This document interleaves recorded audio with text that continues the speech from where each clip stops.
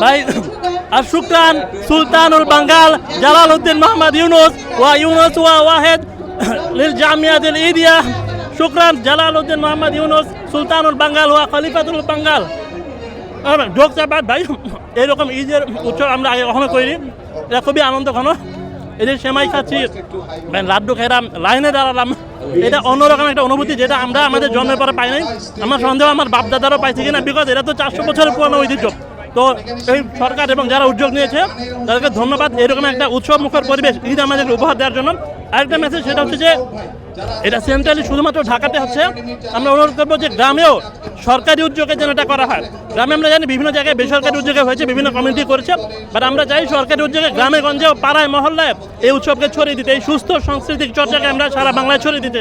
এবার একটা উল্লেখযোগ্য বিষয়, আপনারা জানেন প্রত্যেক রমজানে এটা জানা কথা যে দাম বাড়বে। মানে যদি আপনারা জানেন আমরা এমন খারাপ জাতি, যদি মহামারী হয় কাপড়ের দাম বেড়ে যায়। তো সেইখানে এই রোজায় মানে ধরুন ডিমের ডজন, যেটা ব্যাচেলরদের জাতীয় খাবার, এটা 100 টাকা 110 টাকা ডজন, মানে 10 টাকা নিচে একটা ডিমের দাম। এবং আরও অন্যান্য মাংস, আলু, পটল, বেগুন, এগুলোর দাম আমি বলবো না একেবারে কম, এটা বললে মিথ্যা হবে, বাট এটা একটা সহনীয় পর্যায়ে, কম্পারেটিভলি এটা সহনীয় পর্যায়ে, তুলনামূলক বিগত 5-10 বছরের চাইতে। এটা ভালো কথা, এবার লোডশেডিং ছিল না।